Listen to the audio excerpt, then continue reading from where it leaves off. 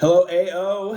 I am excited to be here. My name is Tyler McBroom. If you haven't had a chance to read my bio, just real quick. So, I'm a CPA, a tax expert, tax strategist, which means I help business owners find ways to pay as little taxes legally possible. And I also do virtual CFO coaching, where I help them coach on making your business more profitable, finding hidden cash in your business. And one of the components of my business is I'm business partners with Tony Robbins in his as the one of two United States firms in the Global Accounting Advisors. And so I speak at his business mastery events and teach people exactly the kind of stuff we're going to cover today. So it's my first mentor session. I'm super grateful for Sean inviting me to be a mentor and be here and to have the opportunity to answer some of your questions, not just today, but on an ongoing basis. So thank you, and let's dive right into it. So, and I've got my notes and my questions over here so I can make sure I get the exact question answered. So Sarah Hamilton asks, can you recommend any apps or programs to use for organizing your to-do lists, prioritizing your tasks, and time blocking? And some business description and background there is that she owns a growing and expanding barbershop and needs help with organizing and growing. And that's a great problem to have. So two tools, just to get the tools out of the way, and then I'll talk more higher level conceptual time planning and all of that, is the tools are a blend of digital tool and just good old fashioned pen and paper tool. And the digital tool is the app Microsoft To Do.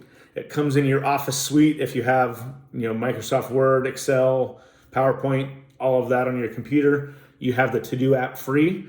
And then the paper tool that I use is Michael Hyatt's Full Focus Planner.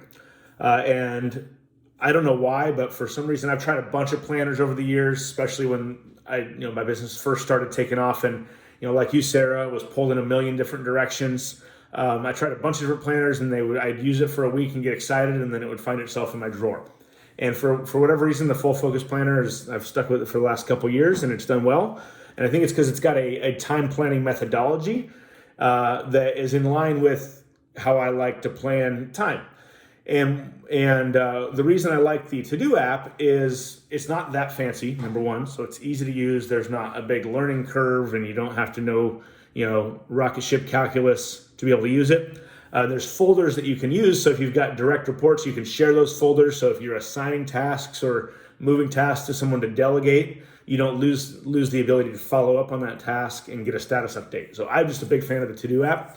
And then on the Full Focus Planner, one of my favorite parts about it, and this is what I want to talk about and encourage you to do, is there's got a section in each day of the planner for your daily big three.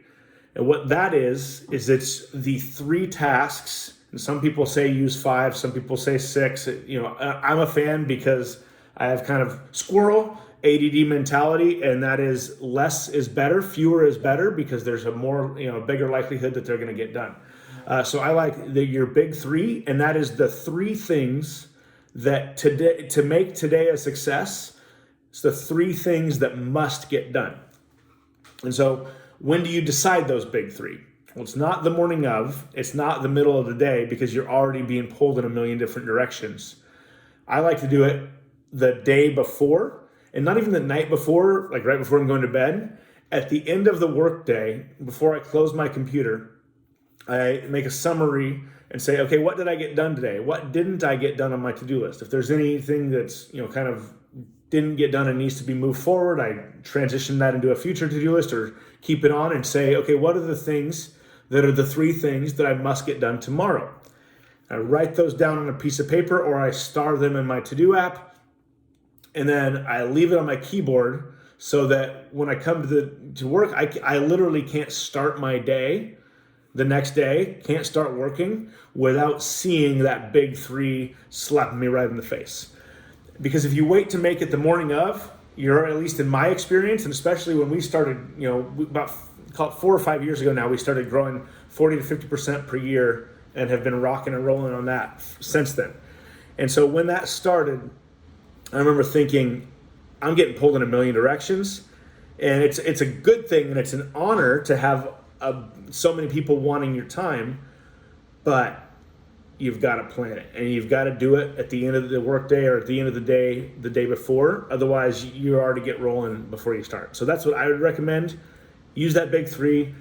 Those two tools are the tools that have worked for me. Whatever works for you to get you to actually do it. The best tool is one you'll actually use. So that's what I would encourage you to consider. All right, next question. Heather Brockman asks, I'm looking for the best way to get around employees having clients' personal information.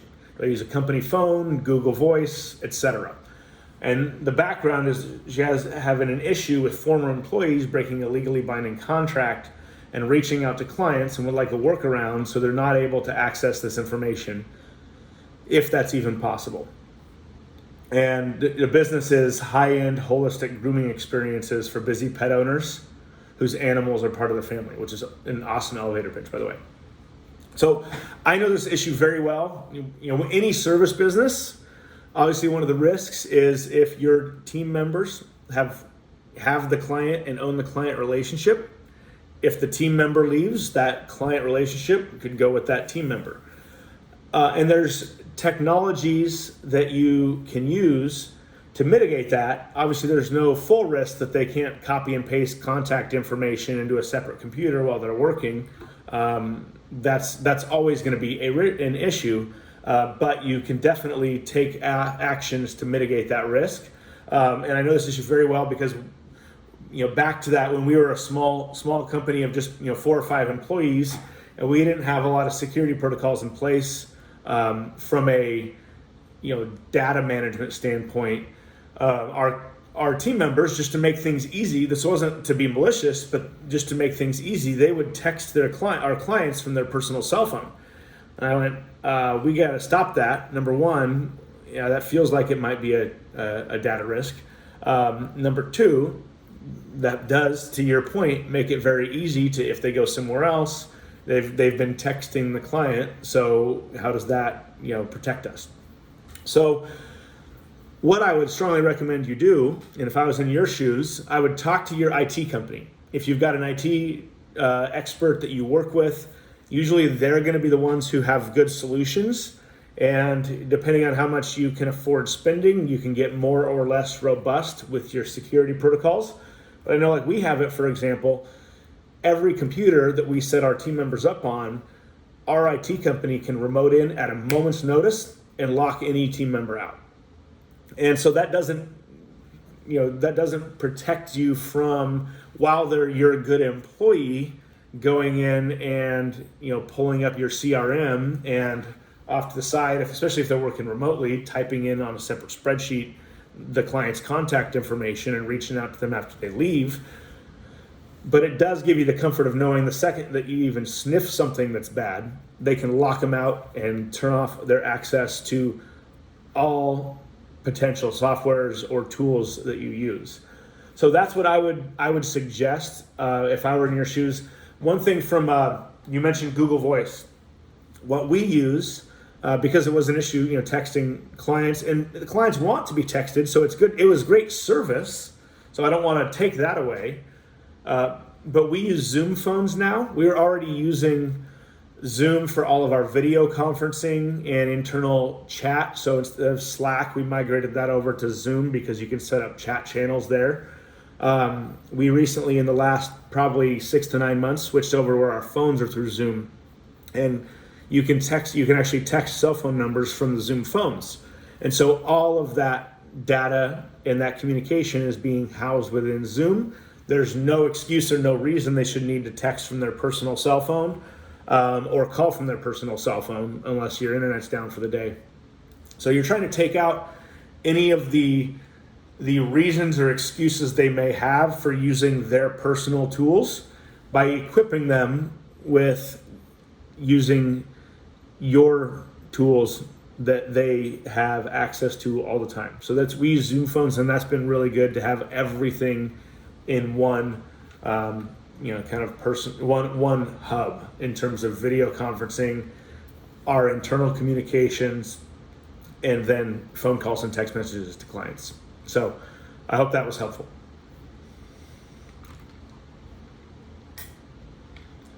All right.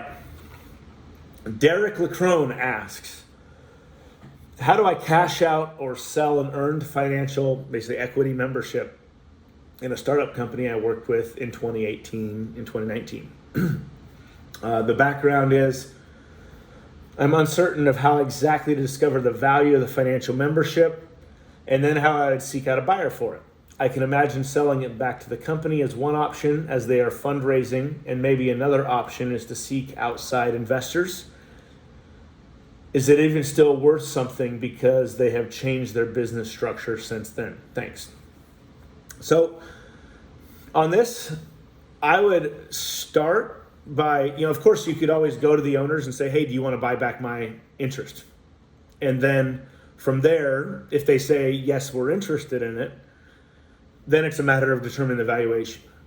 And in most cases, if you can come to an agreement just by discussing and having a good talk, then that's awesome. Obviously, it saves you legal fees and fees to pay an expert. But if you don't know and you stated right here, if you don't know what it's worth and you don't know the valuation, I would be very, very careful that you're not giving away the farm.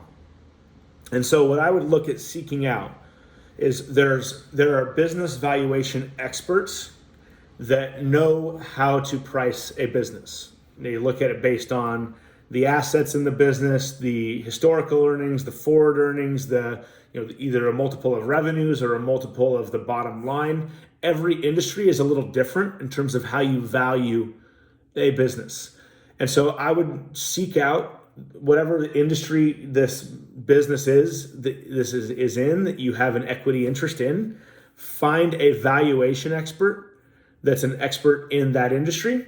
Talk to them. Usually they're going to kind of go between the person who's wanting to buy your interest and you as selling it, and then help you come to an agreement on the price. That's for the valuation piece. As far as finding a buyer, as I mentioned, first choice, I'd go to the business and see, hey, do you want to buy me out? And if they do, then that's great. Then it's just a matter of determining the valuation. If you don't, then if they don't, then what we've done in the past is when we tried to sell off a chunk of our business as we were growing and didn't want this mix of clients anymore. Maybe they weren't the right our right future client, or they we just wanted to sell off a piece of our business. We worked with a broker, and then they go and they smile and dial and call potential buyers for you. And then they'll pay a success fee, and the success fee ranges usually a percentage of whatever the value is that you agree on. They'll take a success fee, but then they will actually find the buyer for you, and you don't pay them until you've reached an agreement. So there's scam brokers out there, or maybe not scam, but just they'll try to take your money up front. I would caution you against that type of person. I would say pay a success fee based on the settled price. That way they have skin in the game and you have skin in the game, and you're aligned there. So that's the valuation piece, and then finding a buyer piece.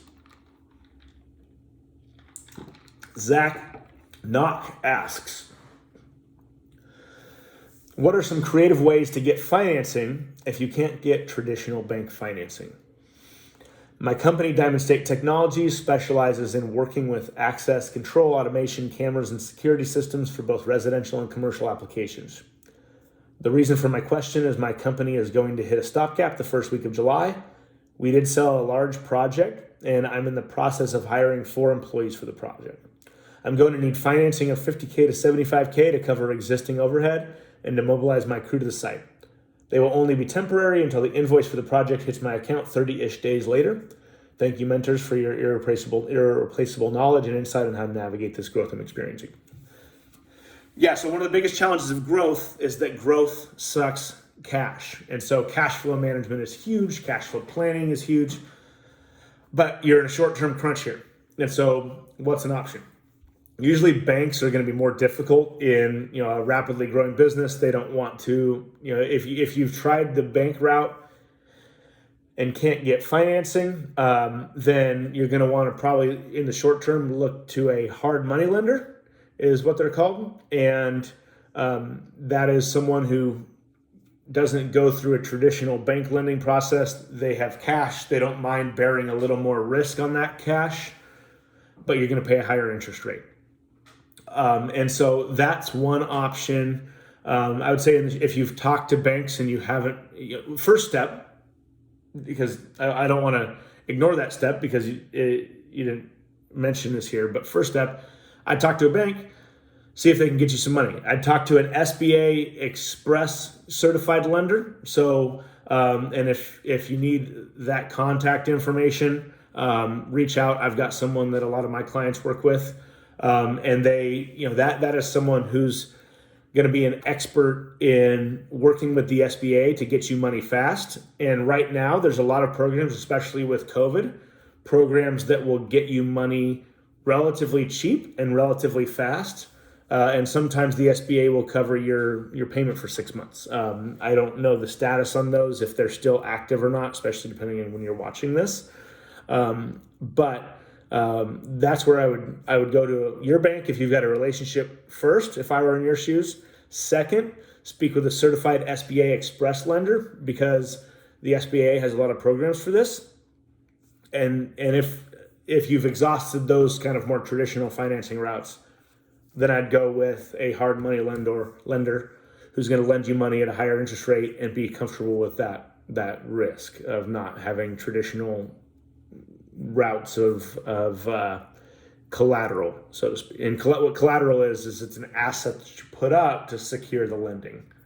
And then something I want to touch on in regards to that, that will kind of hopefully help you avoid debt to cover short-term cash flow shortfalls in the future, is considering in the future changing your payment terms to collect more upfront. That's something that, in our early days, we had a lot of accounts receivable.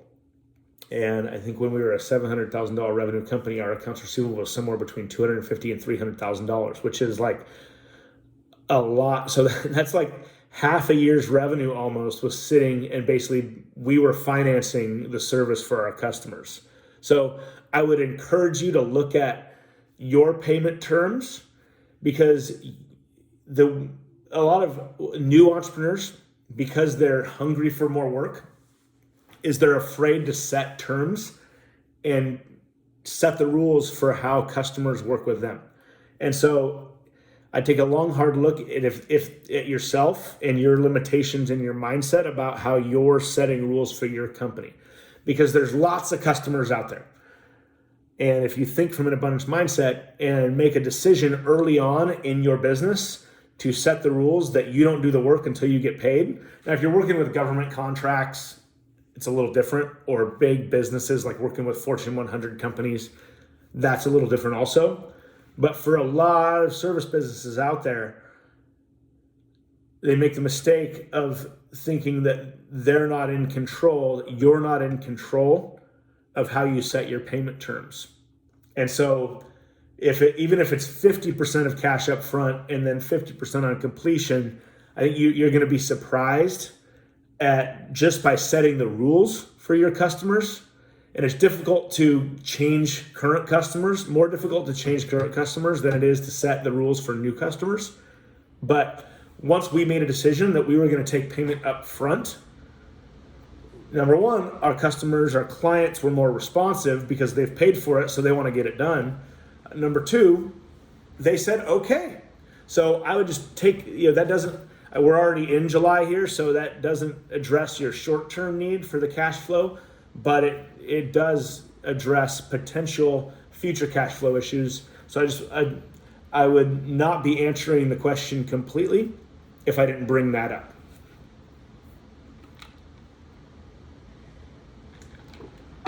Kristen Pitts asks, advice and tips on how to handle running a business with a family member who is micromanaging and afraid of change. The background is I'm starting the first phase of taking over my father's business of 30 years to be eventually running it while he is still majority shareholder. I'm going to be in training, learning how everything works. I have worked there before, and it is still running as it did in the 1970s. There are a few updates that need to be made, especially for growth. He is kind of open but afraid. It is hard to get him to see me as an adult because I'm ultimately still his daughter. Looking for strategies to build trust, become a valued asset, and trusted teammate. Communication strategies for old school to new school changes. Thank you. All right, so if you're not aware, I was, until fairly recently, business partners with my father. So I kind of came into the business of accounting. My dad started his first firm when I was 3 months old, and then his current firm that I was an owner in for about 5 years started in 2004. I became a partner in 2016. Very similar situation. So I'm excited to be able to, to share some of this with you and give you my wisdom and my story. I became a partner. It was, 30 years of business. My dad had about 4 or 5 employees. When I walked away from my equity in the business recently, earlier this year, we were coming up on 50 employees. In a 5-year period from 2016 to now. It was a really interesting kind of growth curve in that, while on the surface I was the CEO for the last 2.5 years, there was still a little bit of that. I'm still my dad's son, and he was a solo business owner for 30 years. And, while we were growing 50% per year, and, when I brought things to the table and said, I think this is the way we should do it moving forward, he was willing to let me try it and run, and that was great. And I got so much experience from it. I got a lot of relationships, and it was really, really exciting and fun growing a business with my dad. Ultimately, for me, the decision was that it was still father and son relationship, and I wanted to keep business and family, and that's why I decided. And I decided because I learned the skills and the relation and built a lot of relationships with it, which is what a lot of having a service business comes from. I walked away from the business, and I started from scratch, and now have within under a year 10 employees, and coming up on multiple 7 figures in the next couple months here. So I wouldn't trade the experience that I got from that, but know that I actually said this to my wife inside of breaking down the lessons that I got from running a business with my dad for 5 years. If you've heard of Dave Ramsey, he's the financial, kind of advice person, and is a very conservative financial advice person in terms of saying no debt. And his lesson, I said to my wife, I was like, the lesson that Dave Ramsey tries to teach is that if you're going to loan money to family or friends, treat it as a gift. And my lesson was, if you're going to do business as a business partner with family, especially if you're coming into it and buying into it, treat it as whatever you're building as a gift, and whatever you get back or whatever you get in equity is just a bonus. And for me, what it's been is that I've got a fairly substantial, there's a few of you I know when Sean introduced me as a mentor that follow me on Instagram. I've got that carrying with me as a result of the business that I've built with my father over the last 5 years. I, through that process, became partners with Tony Robbins for having been, kind of taking the leverage of the foundation that my dad built. And so I got a lot of skills and experience with it, but did have to, to keep Thanksgiving dinners great. It was my decision to walk away and build from the ground up, rather than try to fight and split this up and force the team members that didn't sign up to be split apart. I'm just basically walking away, and I started from the ground up. And again, like I said, it grew faster because I got the skills and the relationships and that experience of running it. So I wouldn't trade it, and I would do it all over again. But I would just caution you that the fact that you're acknowledging and recognizing that it's hard for him to see you as an adult because you're ultimately still his daughter, that probably isn't going to change. And I want to acknowledge that it's great that you're recognizing that at the beginning rather than, because it took me, it took me a while to realize that. So I hope, that kind of paints the picture of, I wouldn't not do it, but just go into it knowing that you might at the end of it come to an impasse and need to go start from scratch if your experience ends up being the same as mine. Because ultimately, he still wanted to continue running, working in the business, and I was at a point where I wanted to, sort of be my own man and do my own thing. And so that was my experience with it. And that's what I can share. So, and if you know who Gary Vaynerchuk is, he basically did the same thing too. He built his dad's business from 5 million to 60 million in 5 years, and then walked away with no equity and started his marketing company from scratch, but had his social media following that was built through that process. And so that's kind of what I was using as the foundation of why I felt like I was doing the right thing by walking away and restarting too. Rohit Gupta, what's the best way to price products? What margins do we set prices at? Background is need help with pricing products, first-time business owner. This is pricing's a difficult one, but a fun one too. And to me, there's two approaches that you can take with your pricing. One is a cost-based approach, and one is a value-based approach. So what do I mean by that? I gotta stay hydrated here. So let's take my accounting business as an example if I'm working through pricing on those two different approaches. And most people use the cost-based approach. And it might mean you're leaving money on the table.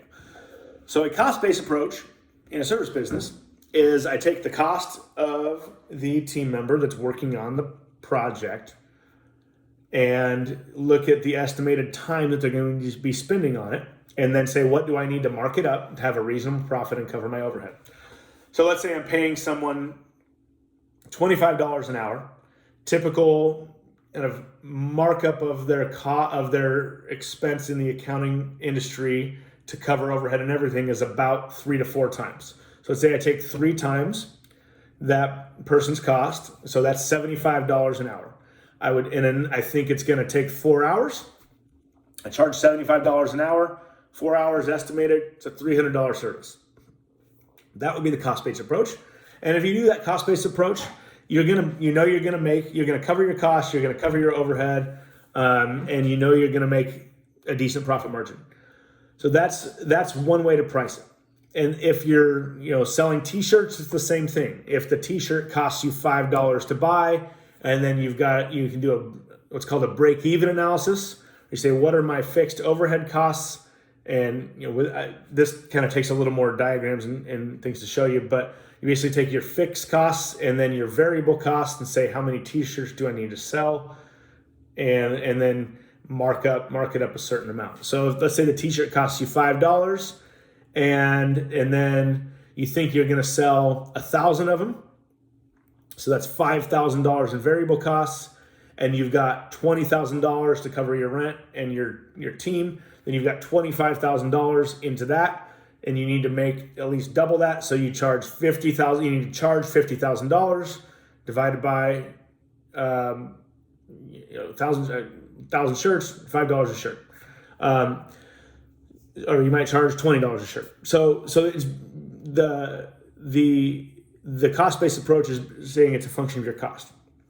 The value-based approach is what's this worth to whoever's buying it. So as an example, I had a client a few years ago that they came to us, we looked at their tax returns and their numbers, and we were going to save them about $1.5 million in tax. And if the work that it was going to take on the hourly rate cost-based approach was probably about, $2,000 or $3,000 worth of work. But we were going to save them $1.5 million in taxes. And there's a lot of work that went into the 30 years or 20 years or 15 years of knowledge that was working on the project. So the value of that person was $1.5 million.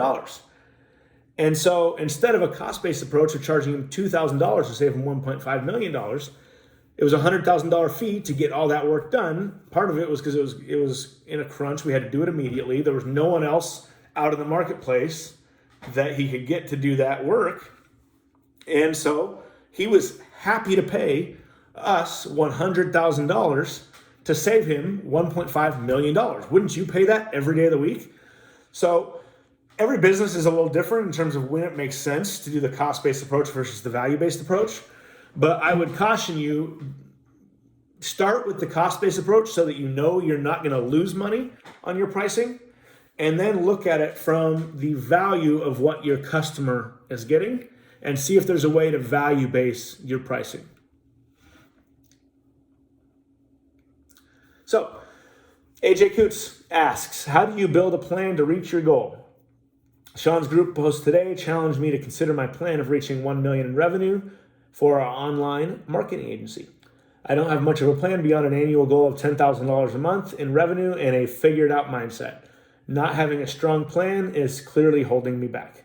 I want to build this business. I want to be successful. I want to have the cash flow to take weekend trips to AO meetings without feeling guilty. How do I begin laying the groundwork for that growth? Great question. And I love your why behind those goals. That's really, really important to help. I just want to acknowledge you on that. Just setting a goal. I was chatting with someone about that about a month ago because they had an arbitrary thing in their life they didn't want to do until they hit 7 figures in revenue.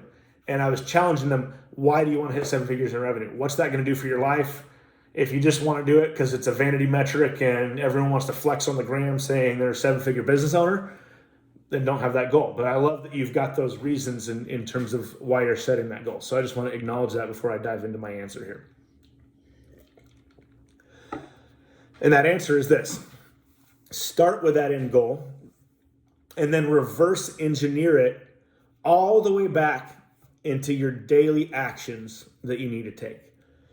So what do I mean by that? Let's say you want to do $100,000 in new business, just as an example. You need, if you have an X date or you want to get to 7 figures in revenue, let's say you're $500,000 short, so you want to do $100,000 a month in growth between now and the next 5 months.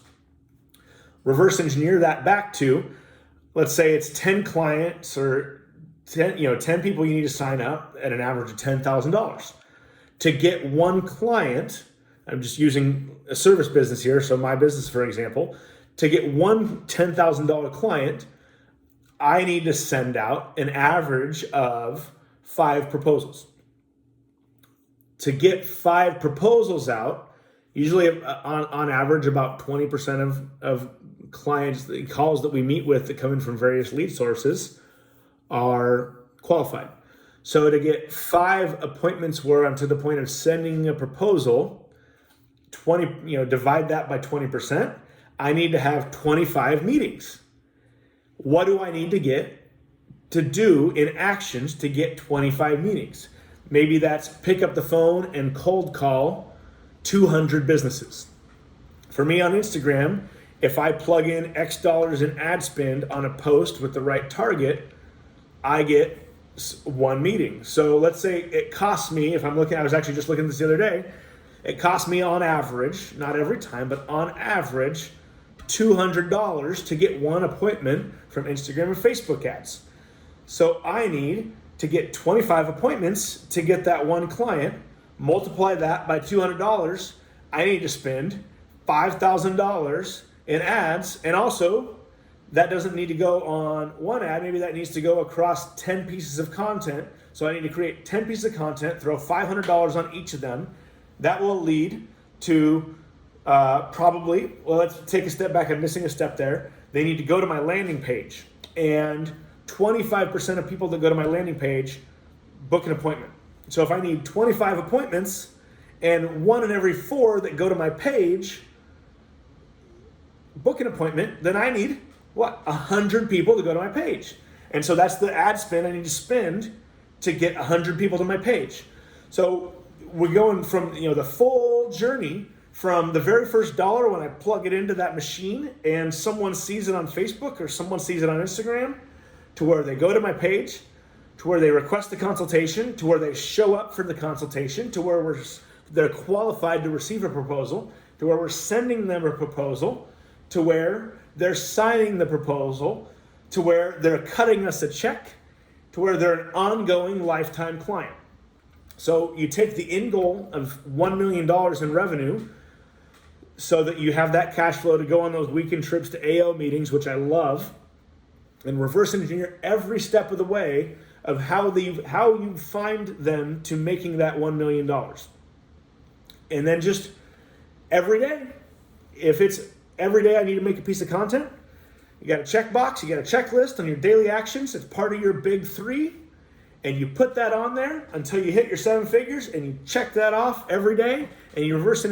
Maybe you just need 10 calls, or you need to make 5 appointments, and you don't go to bed until you hit those 5 appointments. And then it becomes really simple, and you realize that it isn't that hard to get to $1 million. This $1 million in revenue seems like this really hard number, but if you chunk it down into daily bite-sized actions, then you're going to get there a lot faster than you think. And if you don't just say, I hope I get $1 million in revenue, but you reverse it down to those daily actions, and you just head down and hit that daily action every day for 3 months, you're going to be amazed at how far you've come towards that goal. And it's a really, really cool feeling. All right. Marielle Goodrich asks, how do I approach a brick and mortar restaurant about a potential partnership to use their liquor license? I'll Bartend is a mobile mixology service. I started the business in spite of COVID in November 2020. Started with the last of my savings after being out of work and out of my normal manager salary for 9 months. My service is very different than any other mobile bar services. I do not want to do a crazy long description like I did in my last question. However, it's important to know that my ideas have been stolen time and time again in every business venture I've ever started. I'm sorry about that. In the state of Florida, you must own a 150-seat restaurant already operating with a liquor license in order to obtain a mobile liquor license. Being that I do not have a restaurant, I have found very creative ways to get around having a liquor license for private and public events. People keep encouraging me to reach out to restaurant owners and explain that I have found a giant hole in the market that needs to be filled. My fear is that as soon as I open my mouth, they will realize that this is a huge need, purchase a few food trailers, and take my ideas. Why would they need me if they already have the license and deeper pockets than I do? I just learned tonight that an old friend of mine recently got his license, and I feel safer approaching him than anyone else. What would make it worth it for him to risk his license to partner with me? Okay, so 2 pieces there. As far as people stealing your ideas on the business, that's really interesting. And I would, just for some kind of tough love, hard truth on that, I would look at and kind of after action review and break down each of those times that that's happened. Because in my experience and in all the business owners that I've worked with, ideas are cheap and execution is everything. And I personally have shared every idea with everyone I know because I want to get the word out and kind of test if it's going to work or not and see what people's reaction is. I have never been someone who's scared about ideas getting stolen because I'm comfortable in my ability to execute. And if you're talking with a local business, restaurant owner, it's not like you're going and pitching this idea to, Chili's, who has millions and billions of dollars to take it and just go run with it. So I would go look at each situation and how it went about, sort of stealing your idea, and see if there might be something there that was in your control. And maybe it was a delay on execution on your part, or I don't know. I just check that mindset, because that's a dangerous mindset to go into every business. If you hold things too close to the chest, you're never going to get it off the ground, because every business owner that I know that has done things successfully is sharing their ideas with everybody. And when people ask me to sign a non-compete because they have their idea, I'll do it, because it means nothing to me. And everyone I know that's built a successful business never asked me to sign a non-compete for their unique idea. So that I just want to share that caveat, because I think it's important for you to go and, instead of just saying everyone's stolen from me, go look at what it was that caused them to take that item from you. What was the time lag?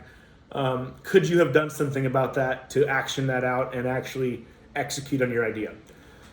Second question, you've got a friend that you're comfortable with and feel safer with approaching, safer with anyone else because you know and trust this person. What would make it worth it for him to risk his license to partner with me? Show him the money. If there's risk in him, sharing his license and giving you access to his license, I'm going to share a truth to you. If you want to know where profits come from, in every avenue, every endeavor, profits come from risk. That's where profits come from. And so you going to someone and saying, here's my idea, can you give me the money for it, or can you give me the license for it, and I'm going to take this idea and run with it, there's risk to him but no reward. And so maybe you're reaching roadblocks because you haven't given someone an adequate reward or share in the stake of the profits for that risk. Because if they're going to take a risk, they need the profits. So can you give them equity? Can you give them a revenue share of the next 3 years of business that comes from it? What can you think, if you think of when you're looking at this business that is clearly an amazing idea, in mobile bar service, how can he share in that reward? And maybe you don't want to give away 50% of your equity in the business forever so that you're tied to him just because he's sharing his liquor license. But reverse, if you've seen Shark Tank, and can you reverse engineer to like what Mr. Wonderful always tries to do? And if I was in your shoes, I'd figure out how can I entice my friend to be willing to take this risk. Maybe I'll give you 20% of every dollar that comes in for the next 2 years while I get this business off the ground.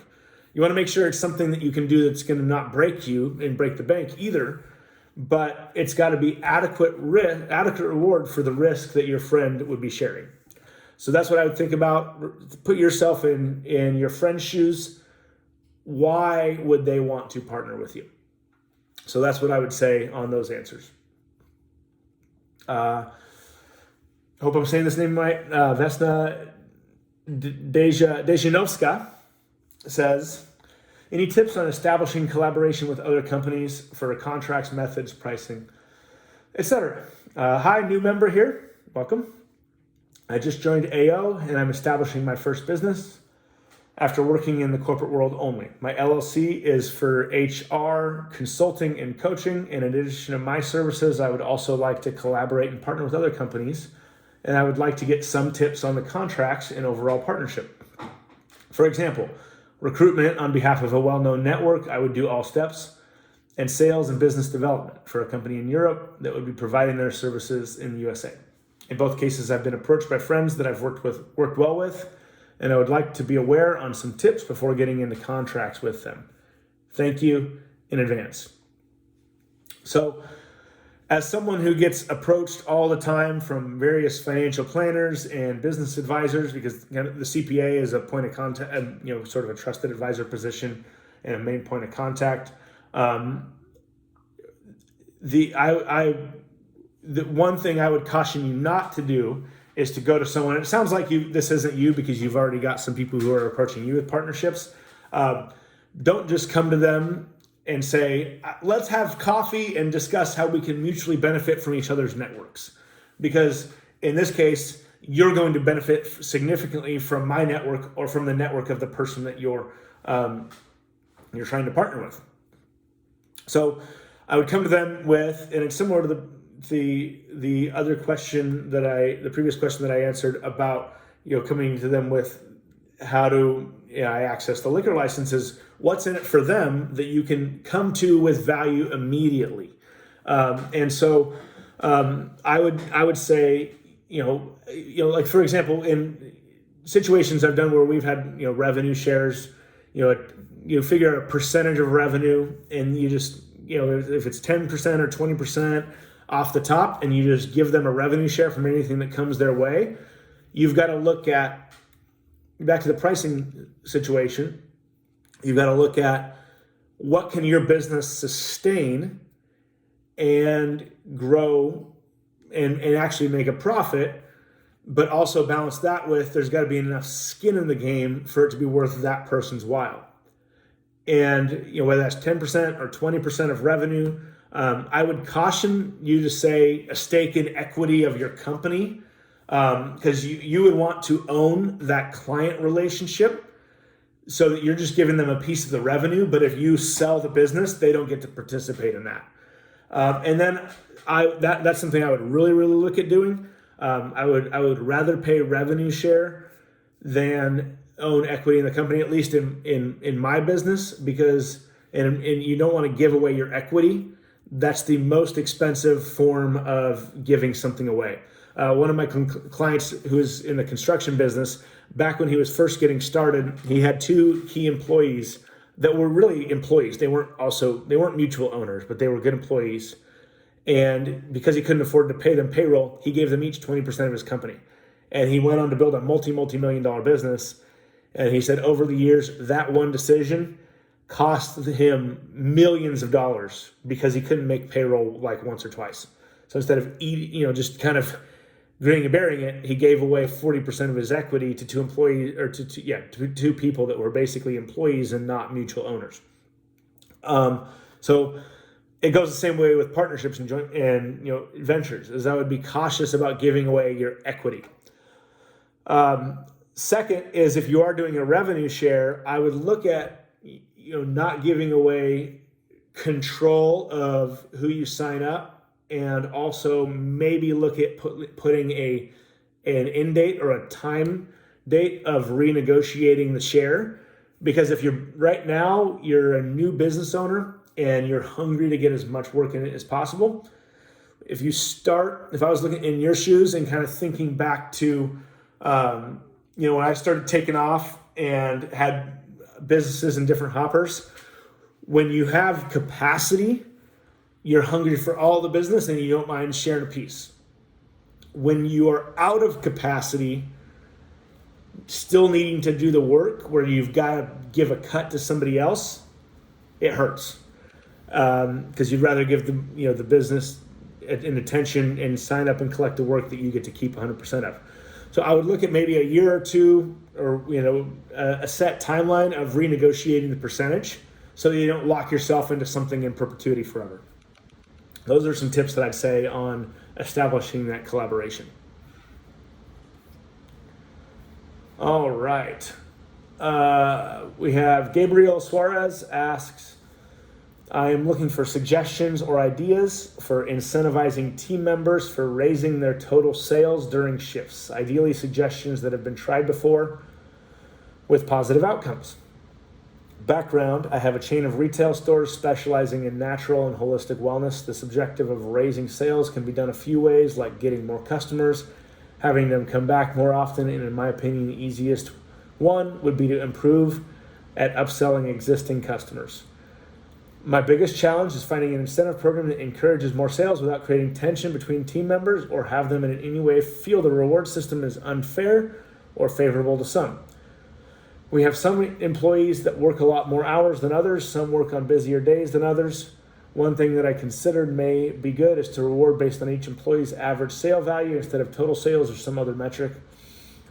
We have some stores doing a lot better than others, and I'm starting to feel that it's more the staff working in the shops over its location or demographics.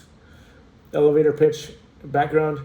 I am the founder of Natural Life Stores franchise company, offering brick and mortar franchise opportunities. Natural Life is a chain of retail wellness and health stores specializing in all natural products. And so this is a tricky one, because one of the greatest things about incentives is they can work, and sometimes they work to your detriment, where you end up incentivizing the wrong thing. It is important. You're on the right track in terms of looking at the variables to what is successful, in terms of it being, is it the location, is it the team, is it the team leader, is it the individuals? What I've found, because we instituted an individual commission-based sales program a while back, and within a few months it started damaging our culture, and so we ended it and went back to a team-based approach, and we have team goals with team bonuses and the right to reserve discretionary bonuses for people who really crush it. So that depends on your culture, and something that I would want to not caution you on, but just advise you on, if I was, if I'm kind of putting my own hat on of having just gone through this, is culture is one of the most underrated differentiating factors in business. And if you don't create it by design and monitor it like a hawk, you'll wake up one day with a culture that you don't want, and that you didn't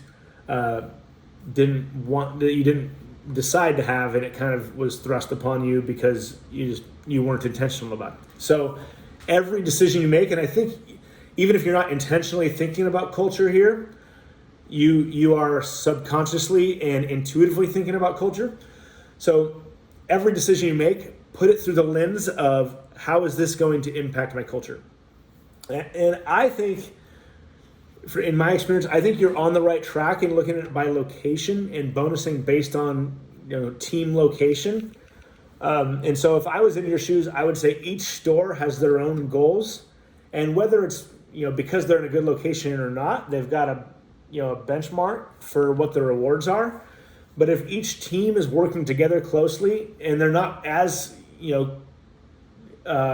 integrated with working across locations, instead of doing individual team members within each location, by incentivizing by location, what you're doing is you're encouraging teamwork and collaboration, and not this you versus me within the team. And you might be able to encourage some friendly competition among sites in different locations.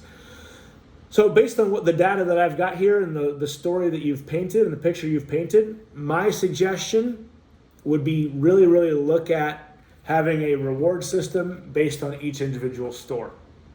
That way you have some elements of teamwork, but also some friendly competition where people can elevate and play off each other and get better together. And I would also, I was in a sales group the other day where we were talking about what's the best incentive you can give for your best performing team member, and that is to tell them that the new guy is catching them.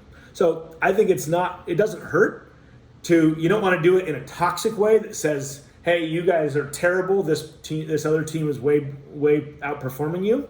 But if you can kind of encourage that friendly competition, say, hey, so-and-so's catching you to the best team, then you elevate everybody rather than cutting everybody down by having that competition. All right.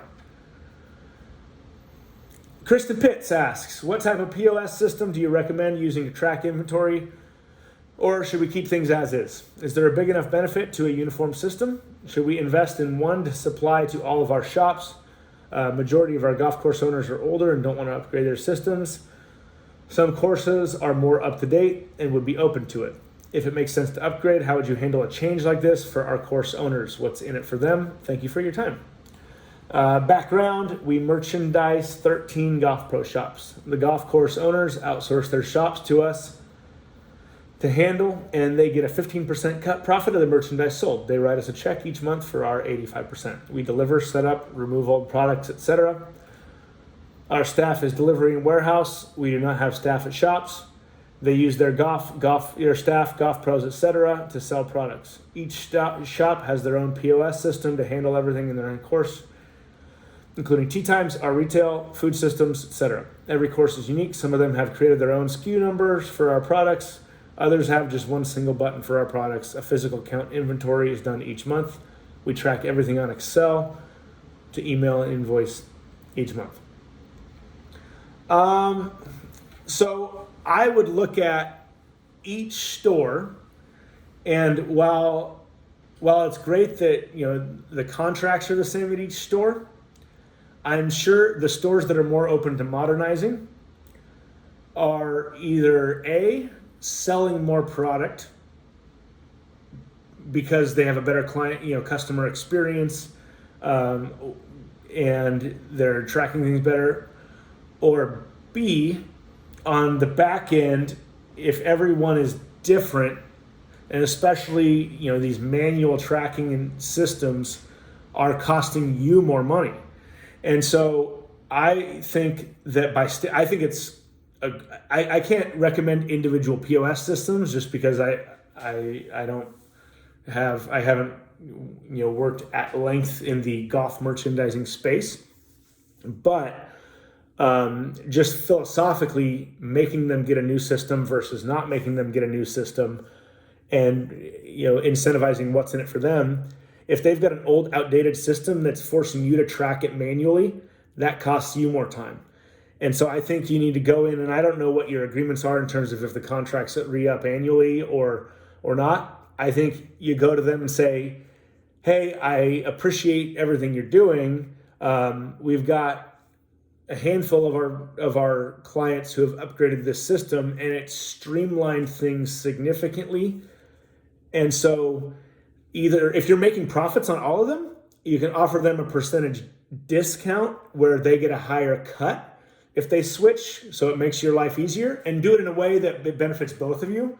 So if it saves you cost to the tune of 5%, maybe you give them an extra 2% or an extra 3%, so that you still, because you don't want to just give all the benefit to them. But if you can go and say, hey, if you don't switch, we have to change it to where you only get a 10% cut. Or, hey, if you do switch, you get a 20% cut. I think that's the best way to go about it. That way you're creating a win-win for both of you. And again, don't take all of the savings by switching, because they've got to have something in it for them to go through this frustrating piece.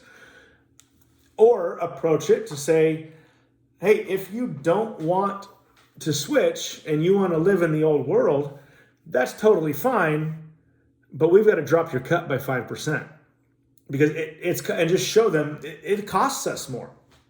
And so it's just like if I go and there's some kind of legacy clients that as I've grown, I have got managers and really, really qualified people that work with my clients and service them and do a great job. They're not me. And some people, and I have limited time because I've got to run my business, but some people still want to work with me just because that's just, they want to work with the owner, right? They just have that in their minds. And so that's fine, but my hourly rate, and we don't do that much hourly rates anymore, but we factor that into their fixed fee costs. Their cost is going to be higher than the person who can work with my manager, because I can hire 5 managers. There's only one of me. And there's a percentage of people who say, okay, you're right, that's fine. I'm fine paying the smaller fee because it's going to save me money and I'm still going to get the same outcome. Other people, I'm fine paying the extra dollar because I want to work with you. It's the same with your clients. Is some of them just love doing it their way, and the pain of change is stronger than the pain of remaining the same, even if it means making less money. So that's how I would approach it. All right, final question. Question comes from Oscar Rodriguez. Hi, Sean. As I am getting my business going, how do you recommend for me to pay myself? Background is I'm in the car business. Should I pay myself from each sale I do? Is there a formula or percentage I should put aside from each sale for overhead and to pay myself? Thank you. So this is a difficult but important question. And I would say one of the biggest mistakes that early business owners make, and I think when I was looking back into when we first started growing, I listened to a lot of these sort of gurus out there that say, if you want to grow fast, reinvest everything into your business. And all that means is you're doing a poor job of managing your revenue and your profits. And one of the biggest things in my book, Cash Flow and Grow, that I talk about is that everyone loves to go to these conferences and be part of these mastermind groups. And when they're talking about how they're doing and their performance, all they're sharing is their revenue. They're not talking about their bottom line. And it's because usually they don't have that much coming to the bottom line. So I would look at, in every way you can, run and structure and function your business. I understand when you're really, really getting off the ground, you can't, sometimes you can't pay yourself. But as early as possible, start giving yourself a paycheck and make that a non-negotiable. Otherwise, it's going to be too easy to just let just expenses go out the door, and you just sacrifice it at the altar of growth. And that's just a great way to give yourself unnecessary stress and headaches and never profit from it. As far as how to go about figuring that, I think your forming your percentage of every car is a good idea. I would look at what do you need to get your business started back. It's the break-even analysis. There's a few pieces that you need to have a business, right? In your car business, you've got to have a lot that you pay rent to. You've got to have inventory. There's a certain bare bones amount of inventory that you've got to have. But don't overbuy on the inventory, because that eats into your cash, which eats into your ability to pay yourself. There might be team members that you have to pay. But again, look at what's the minimum viable amount you can invest in your business and step into that. And then when you sell, pay yourself. Let's start with 10% of the profits of your car. Pay yourself first, and then whatever's left over, reinvest into your inventory. But do it in a way where you grow profitably, rather than just putting it all back into your business just because somebody told you to, because that's supposed to be how you grow a business. I can't give you a fixed percentage or fixed formula, because I don't know how much you make on each car, but I would say at a bare minimum, set aside 10 to 20% of what you make after you cover your base expenses and the profit of the car. So let's say I'll give you a rough number, calculate it, and then work from it. But let's say 25% of the profits of the car, and then you set aside for operating costs, and then try to maintain at least half of the remaining amount of that to paying yourself. So I guess let's just say 10% of each car as a rough rule of thumb, as a starting point. And again, if you want to reach out and talk with me personally, send me a message. Happy to have a more in-depth conversation to figure out an exact percentage. But as a rule of thumb, and just philosophically, pay yourself before you reinvest all those dollars. Otherwise, you're going to wake up with a $2 million business and you still haven't paid yourself a dime. So that's I think we're out of time, a couple minutes over on time, but I hope you found that valuable. This was a fun mentor session, and thank you so much. If you have any questions or want to follow up or talk one-on-one on any of those things, I know Sean has all the mentors super active in here, so please feel free to tag me in the Facebook group or shoot me a message individually. So thank you. Have a great day, and we'll talk to you soon.